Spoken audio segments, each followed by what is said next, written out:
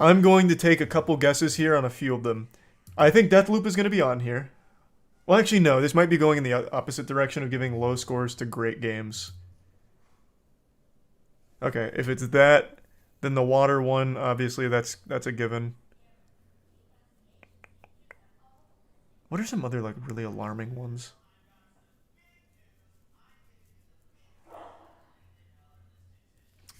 I actually can't think of any off the top of my head. I can only think of extremely high scores to games that absolutely didn't deserve it. I can't think of any low games to games that deserved higher.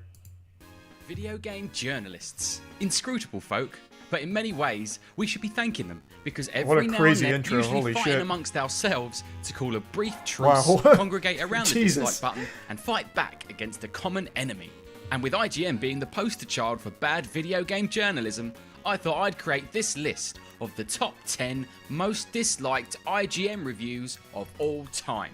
Because what brings gamers together more than pure, Ludwig playing Master Duel? That's what I like to hate. hear. Love Yu-Gi-Oh!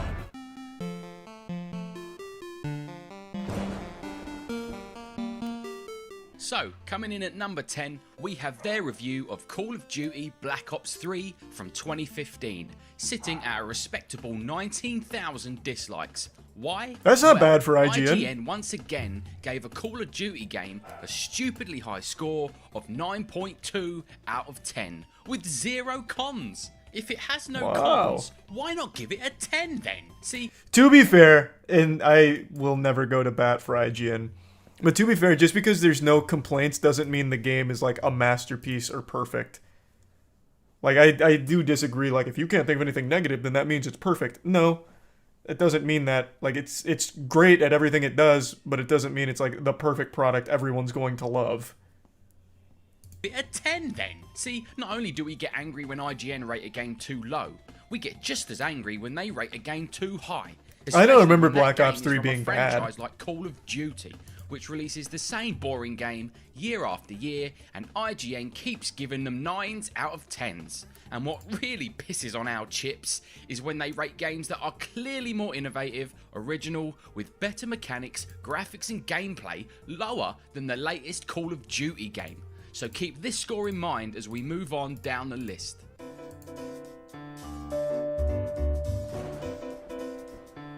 I don't remember Black Ops 3 well enough to know if we have it's... their Sonic Unleashed review from 2008. Man, we're going way back. What the fuck? The reviewer basically tears the game to shreds. There's one thing you should know about Sonic Unleashed before spending your hard-earned money on it. It's a big piece of garbage.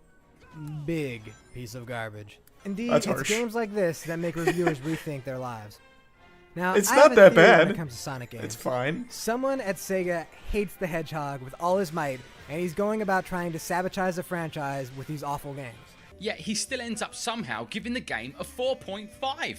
He claims the jump button is unresponsive, then proceeds to jump over the boost ramp to his death. The jump button can be fatally unresponsive at times, and it's just a lot of trial and error gameplay that can get a little bit repetitive after a while. And his hot take on why he shouldn't have to upgrade Sonic's speed is so fresh. I mean, really, do I need to pay to upgrade Sonic's speed? Shouldn't Sonic be as fast as he can be from the get-go? Isn't that the reason why I bought a Sonic game in the first place?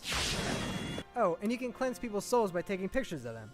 I'm not even joking about that. That's fucking hype, though. In the world though. of video games, why would taking a picture to cleanse someone's soul be so far-fetched? I mean, he knows he's playing a game in which he's controlling an anthropomorphic werewolf hedgehog, doesn't he? But at the end of the day, by 2008 standards, Sonic Unleashed wasn't that bad. Gamers were just annoyed at another IGN reviewer haphazardly reviewing a game they clearly had. It's not like an amazing game, but it's fine. I remember Unleashed being okay.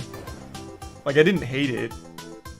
Sitting at a cozy 21,000 dislikes, their 2016 review of Uncharted 4 is at number 8. So, what were we angry about this time? Though it's let down by a lack of imagination and some self-indulgence, especially in a third act that drags on far too long. A 9 out of 10. The dreaded, bloated third act. You know a game... That's not even wrong. I actually said something very similar back when I first beat this game. That is very fair. That is super fair. Like, that's just Uncharted fans being salty. That's a very fair criticism. Game's gonna be good when IGN give it a 9 out of 10 and we still come after them with pitchforks. Oh, I love us. But IGN have to meet us halfway. They can't give Black Ops 3 a 9.2. Yeah, if you're gonna, so this is, I think this is fair. It is a much better game than Black Ops 3, for sure. But I think they just grade it differently, right? Like, I feel like it's not far-fetched to be like, for a fucking Call of Duty multiplayer shooter, 9.2 makes sense, and then grade Uncharted differently. It's two different people on two different, very different games. But yeah, if you're going to compare direct scores, then yeah, it's a little odd that Uncharted 4 would be lower than Black Ops 3. Black Ops 3 a 9.2 no cons, and Uncharted 4 a 9. Calling its third act bloated and saying it has a curious lack of imagination when the entirety of Black Ops 3 is a bloated third act. Man, this video is actually, like, the video is actually convincing me IGN's done an alright job with some of this shit. I've been like a big IGN hate watcher for a minute, but I completely agree with them on Uncharted 4. That is super fair criticism. And Black Ops 3 was good. Like, it's not the best. 9.2 is high, but it was good. Xenoblade Chronicles Definitive Edition slashes its way into our number 7 slot with 24,000 dislikes. Now, no this horse in review this has race. all the hallmarks of a classic bad IGN review. Firstly, the review contains a massive spoiler where they show, without warning, a late game unlockable character in the menu screen which would spoil the whole first half of the game. Now, you'd think IGN would take the video down, some cherry edit and out the Warby, spoiler, and re-upload Kiwi, it. But Storian, instead, and Thick. they decided to leave this pinned comment in the comment section. Lazy bastards. Next, the reviewer goes on to call Melia, one of the weaker characters from the main campaign, a sentiment Xenoblade fans strongly disagree with, and then calls the character Dunban Duncan. This time, however, they did edit out the mistake. But even in the re-edit, he still pronounces the name wrong, with a horrendous drop in audio quality, which sounds like he did the voice edits on one of these. RPG, as the story goes, to some really, really weird places that are as confusing as they are preposterous. The core Xenoblade experience remains intact here, lovable meathead Ryan, or the stoic and inscrutable Dunban. They call Xenoblade Chronicles Definitive Edition the best version of Xenoblade Chronicles we've ever had, giving it an 8 out of 10. Which is a lower score than they gave the original release and 3DS port. Work that one out. Don't know Xenoblade, no horse in that race. Well, I know Xenoblade, I haven't played it. At number 6 is their Shin Megami Tensei 5 review with 36,000 dislikes. And IGN managed to piss everyone off within the first 6 seconds of the review. Shin Megami Tensei 5 feels like the edgier, less sociable younger brother of Persona 5. The reviewer complains about how certain aspects Isn't of the Persona game 5 are a not spin-off the of same Shin as a Megami Persona Tensei? game, which to Shin Megami Tensei fans is the entire point. It's not so much a standalone review of Shin Megami Tensei 5, but more a video comparing two different series and taking marks off of one game because it's not like the other. Where SMT5 consistently fell short for me as a massive Persona fan, though, was the writing. It takes you can never do that. 20 hours to find even having not played this game, there's no point in comparing it to a completely different game. And figuring out what's going on, in contrast to Persona 5, which makes things personal right away. I just couldn't shake the feeling that this was Persona without the heart. Without the unforgettable companion characters, the potent personal story, the incredible soundtrack, and the jaw-dropping twists and turns. Giving the game an 8, with the only negatives being that it's not like Persona, is mental, and fans of the Shin Megami Tensei series were absolutely right to call this one out. Yeah, I think that's probably fair. If his main complaint was it's not similar to Persona, then that's some dog shit, agreed. Things are hotting up now. Doom 2016 blasts its way in at number 5 with a healthy 42,000 dislikes. Wait, what? Didn't they give this a good score? On about how Doom 2016 feels too Doom. For some, this is exactly what Doom should be because it resembles the 1993 game of the same name. But with all due respect, those are desperately low expectations. But it doesn't really distinguish itself by recreating 25-year-old gameplay. 2 minutes and 15 seconds is all the time he gives to reviewing Doom's main campaign before moving on to the multiplayer, which he also multiplayer hates. was bad. Fixed power-up placement and shortcuts give experienced players who know the map an advantage. No.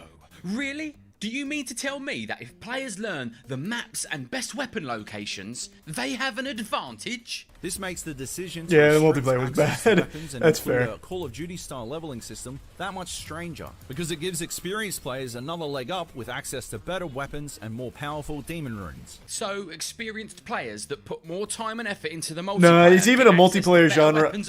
It's even a multiplayer genre I like, but Doom 2016 just did not do it well. I was not a fan of the multiplayer, and I was pretty excited for it. I even played the beta. Or, was it a beta? What did they release? Was it a tech preview? I don't remember now. It's been so many years. But they released the multiplayer a bit early. It just wasn't that good. I wanted it to be good, though. But it was just, eh. You're blowing my mind, IGN. Blowing my mind! So what was the verdict on one of the best shooters to have come out in the last 15 years? Ooh, that is stinky. 7.1 out of 10. It still meets the... What the fuck? Wait, what? They gave it a 7? Yeah, that's some trash. The cons being loadouts and repetitive arenas, so they must have graded it very harshly on the multiplayer, thinking that Doom was mainly a multiplayer title. Yikes. 2016 was overrated. Man, I couldn't disagree more. I recently replayed that too. That game is so fucking good and is still good. And the speedrun goes hard. Eternal's better, but 2016 is still good. 0.1 out of 10. It still meets the high bar Call of Duty fans expect.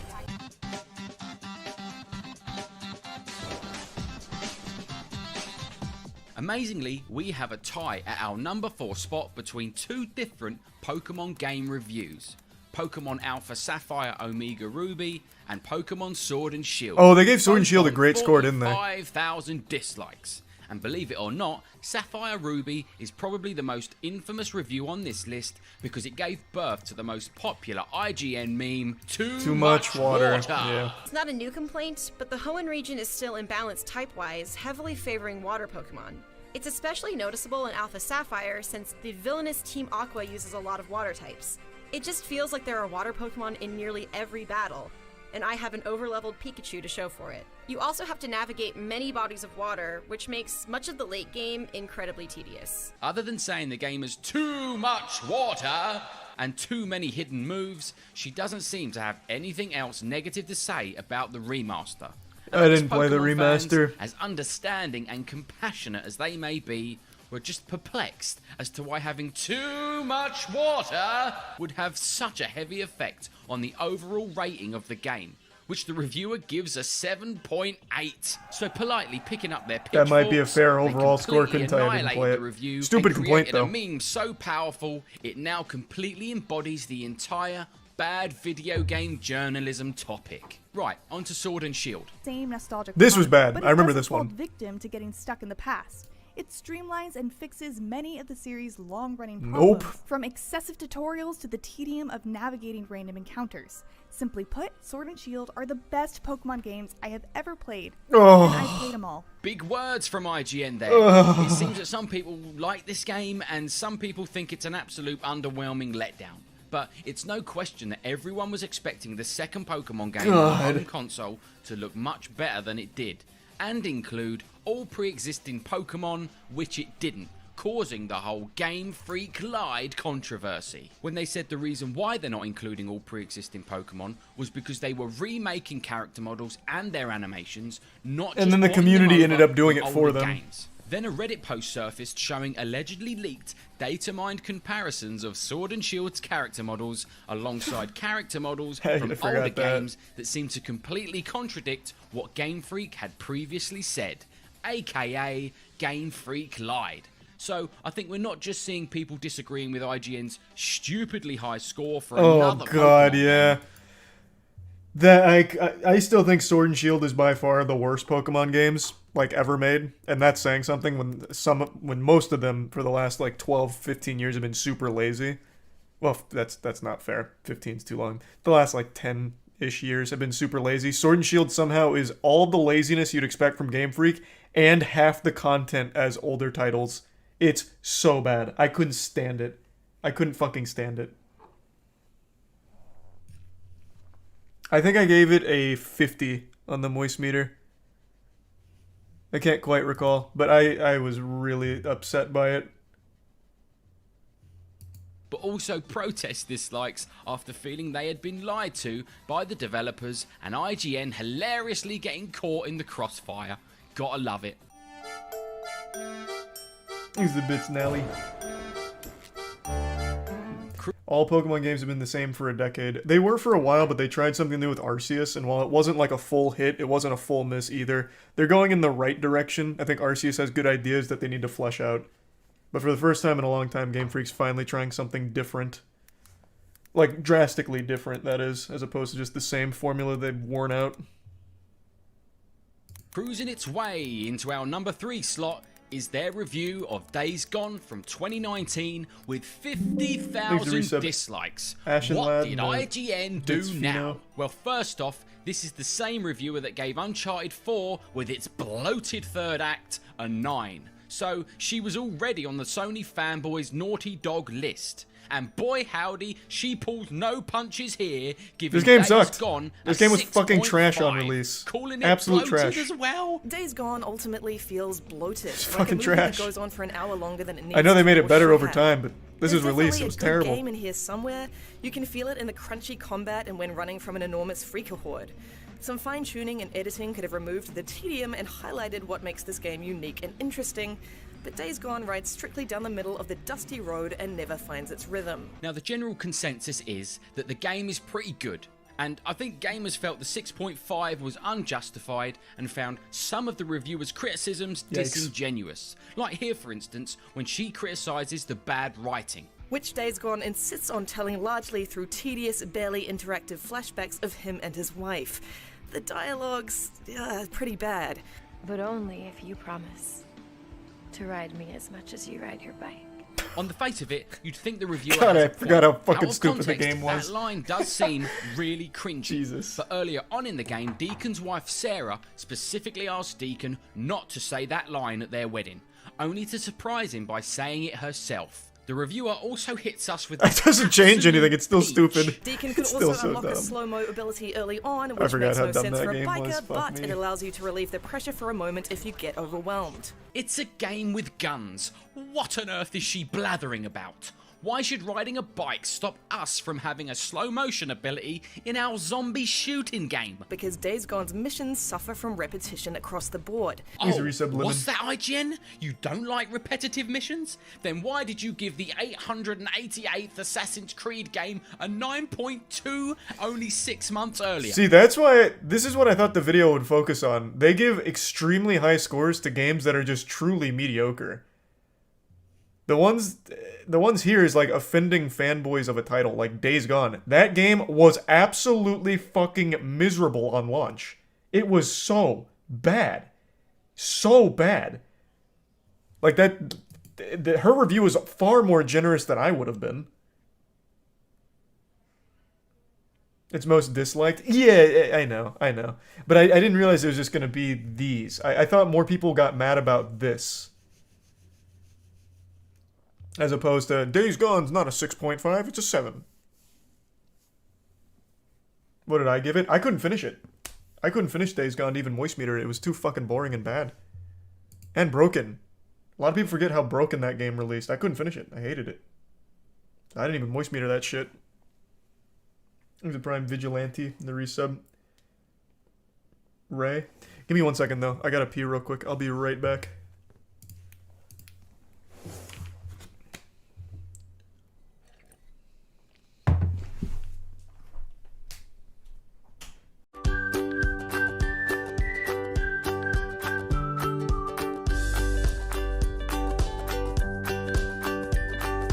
Your Macca's favorites, delivered to your door with McDelivery.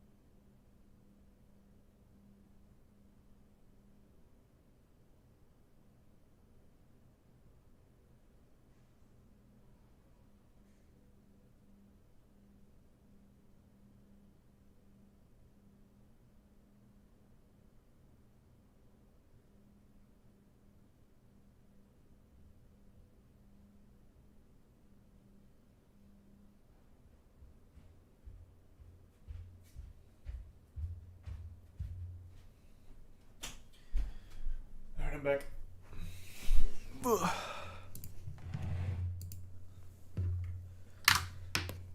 Here's the Prime Queen and Caviar and the resub Kelp and Pheno. Yeah, another inconsistent IGN review, coupled with pissing off every Sony fanboy again, is why this review took the number 3 slot. Oh, also, one thing that I was thinking about while pissing, I think IGN could save themselves a lot of trouble and stop being such a remarkable punching bag if they would just get rid of the pros and cons screen. Because they can't, like, actually convey their actual problems with a game through a con screen of, like, 5 words. So they need to just get rid of that shit. They did? Oh, did they? Nice.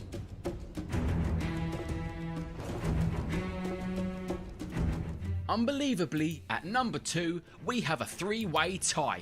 Alien Isolation, Death Stranding, and SpongeBob SquarePants Battle for Bikini Bottom Rehydrated reviews Interesting. all managed to achieve 51,000 dislikes each, and all 3 games couldn't be more different from one another, which just showcases IGN's remarkable ability to enrage gamers regardless of what types of games they review. At this point, it actually starts to become impressive. When I began researching for this video, watching one bad IGN review after the other, I looked a lot like this. Stoic and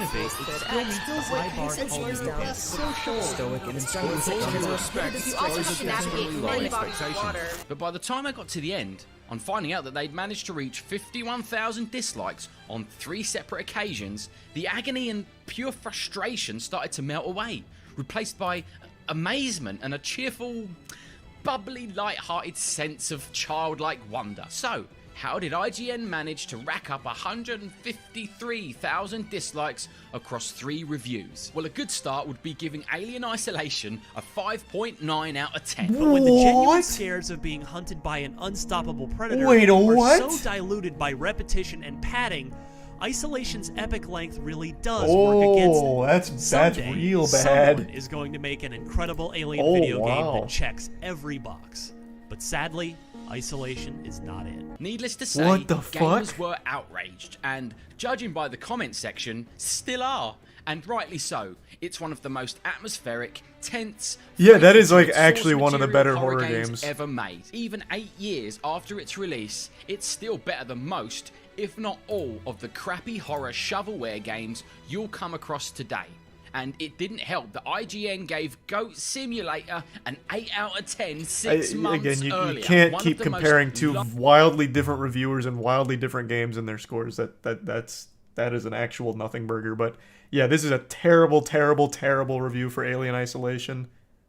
Laughable criticisms the reviewer makes is how he was killed, even though he was motionless and out of sight. Fright dissolved into frustration as I got killed from behind for the umpteenth time, even as I was crouched motionless and out of sight in an air duct. But leaves out the fact that he was holding the motion sensor that alerts aliens to your position, which the game makes perfectly clear, and it's just another case of IGN getting the completely wrong person for the job.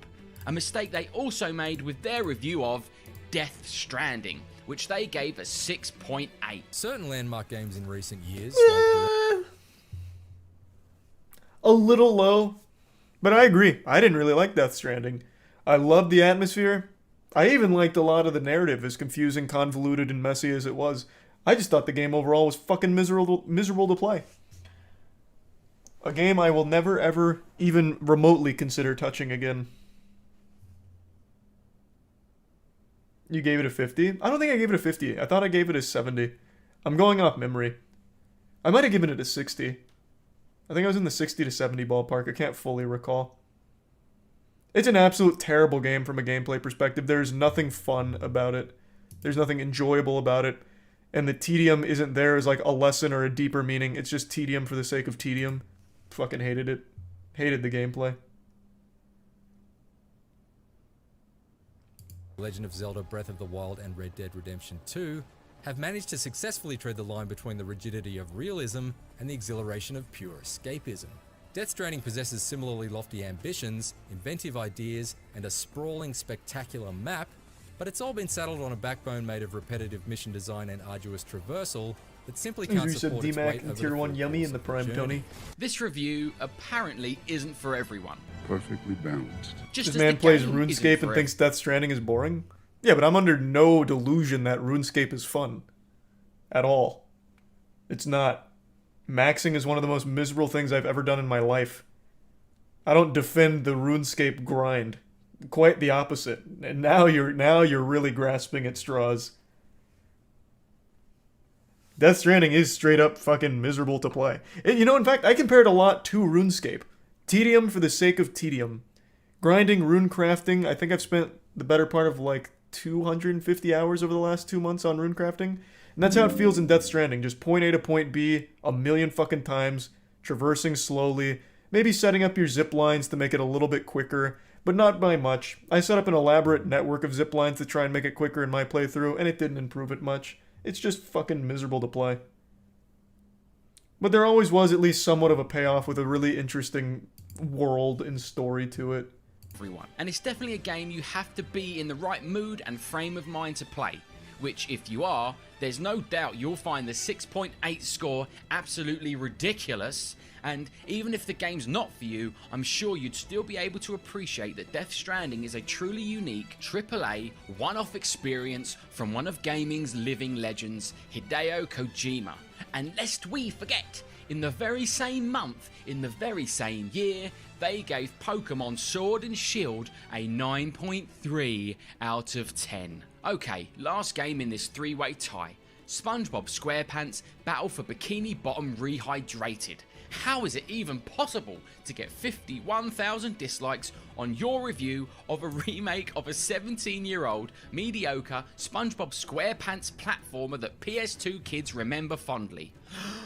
Well, from what I can tell, his main problem with the game is that it feels like a remake of a 17-year-old mediocre SpongeBob SquarePants platformer that PS2 kids remember. It's exactly fondly, what people wanted. And it doesn't feel as good as the Crash and Spyro. I don't remember what he gave it though. Accompanied by some imaginative improvements, but those few bright spots aren't enough to bring Battle for Bikini Bottom's passable but simplistic gameplay up to the standard of a 2020 platformer. That wasn't the point. Let alone impressive recent remakes like the Spyro Reignited trilogy. All three playable characters, SpongeBob, Sandy... That's a weird comparison, because Spyro just did exactly what SpongeBob did. They just kept everything intact. The thing is, with Spyro, it's just a better game, so it ages a little bit better. Battle for Bikini Bottom's still like just a fun, old-school, nostalgic game, though. And Patrick have the same repetitive few lines of dialogue that they bleed out after finding collectibles, grabbing health, or hitting enemies. I feel like a new sponge. Oh, sparkly! I love opening presents. By the 30th time I heard them, I just wanted to stop playing. He then goes on to call the remake of a 17-year-old mediocre SpongeBob SquarePants platform dated, I bet. PS2 kids remember fondly. Get this, too kid-friendly. Battle for Bikini Bottom is an incredibly easy platformer with only a few truly challenging sections thrown in. The difficulty jump in levels like SpongeBob... Man came in here expecting something very different. Such whiplash from the rest of the adventure. And when they're done, the challenge reverts to being simplistic and kid-friendly for its final few challenges. Ultimately, us gamers are always happy when a game from our childhood gets a good remake, which is what Rehydrated is. Okay, it doesn't add any bells and whistles, but what did the reviewer expect them to do with Battle for Bikini Bottom? Add a Battle Royale mode? And the gamers that enjoyed this game as kids, who probably just wanted to take a load off and rekindle their youth for a few hours, didn't appreciate another disinterested, monotone IGN review raining on their parade. That's so low for no reason. That one's pretty bad. Rough. It's the big one. The Last of Us Part 2 is the most disliked IGN review of all time. They gave it a 10, I think, double right? that of our number 2 games, a whopping 91,000 dislikes. Spoiler alert, covering the build-up and leaks and the controversy around this game is another video entirely, but let me just cover the main kick in the balls. The first game is one of the most loved and critically acclaimed games of all masterpiece, time. No fucking question. Masterpiece. Not just for its graphics and gameplay, but for its storytelling, dialogue, and the relationship that develops between the two main characters, Joel and Ellie. and as the credits rolled on the first game, the 7-year-long wait for the sequel began. Then about a month prior to The Last of Us 2's release came The Leaks, with one leak towering above the rest. The leak was a cutscene of Joel. In IGN's defense, once again, no matter what they would have given this game, they were fucked. If you reviewed Last of Us 2, you were fucked. No matter what. If you loved it, you get fucked. If you hated it, you get fucked. There has never been a more contentious title, a more divisive title in the history of gaming. There is not a single one that even comes close. People feel very strongly on both sides, so no matter what, your opinion was going to be incendiary.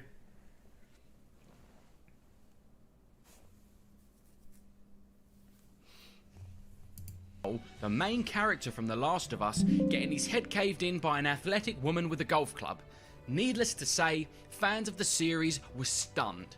Not only did they have to deal with the main character of their favourite game getting killed off, but they then had to continue playing the game as the random chick that killed him. And so when IGN said this... This is a weird way of talking about it. I said this in my Moistcr1tikal. I feel like the game was out of order. If they had done this sequence in a more... I don't even know a better word, but a more logical order, I feel like it would have been much better received. Every beat that the story hits is a fine beat in a bad spot. There was no reason to start with what happened. I'm going to try and avoid spoilers because I'm sure there's still people that want to play it. Like, there was absolutely no reason to start there and then make you, like, hate playing as that character the whole time. It feels weird. You had, like, if you didn't... Man, it's so hard to fucking get the thoughts across without the spoilers.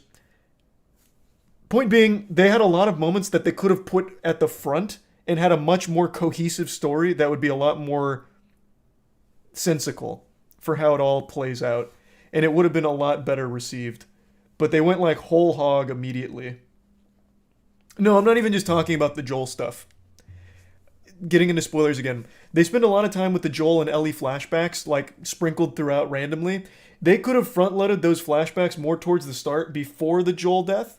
And it would have made a lot more sense as opposed to just going like full raw right away killing Joel. And they could have also built up the Abby flashbacks a little more in the front and then work up to her revenge on Joel as opposed to having it come out of the fucking nowhere like a goddamn jump scare out of nowhere and then have you play as that character for 12 hours. They could have built it up and then you feel almost sympathetic playing as them as opposed to like try and like force you down the line to feel connected. They could have just done it in a better order and it would have been a much better experience.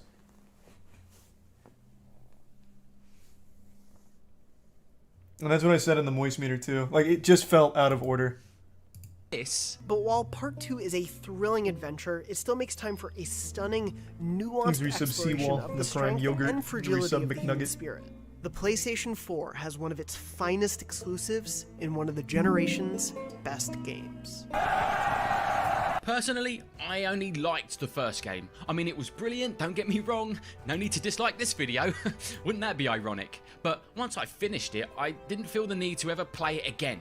We're not talking about Beautiful Joe here, let's be real. And whether or not The Last of Us Part 2 deserves weird comparison. To be the Beautiful Joe slaps, though. Of the most disliked IGN review of all time is up for debate. But what's not up for debate is that IGN continue to be the worst source of video game reviews on the internet. And I'm very openly not an IGN fan, but there is much worse. There's just straight up much worse. Immediately off top of mind, Polygon. I don't think I have agreed with a Polygon review yet. They're not the worst. They are not good, but they are not the worst. And long may they reign. Thank you all for watching. I've been the Is Kotaku even like a legitimate like game review site like anymore? This, and let me know what I don't even see the reviews pissed anymore. You off the most in the comments. For me, it's Greg Miller's review of Zombie U. But for now, Zombie U is a one-dimensional whack-a-mole title with some clever ideas that never really come together. Which lives in my head rent-free. Anyway, take it easy and remember, never add too much water. And as always, hasta la vista, baby. Thanks, the resub ability. That was interesting. I wouldn't have expected those to... Well, some of those I would have expected to be on there. I really thought more people got upset about the extremely high scores to undeserving titles, but there was only 2 of those cases in there, which is weird.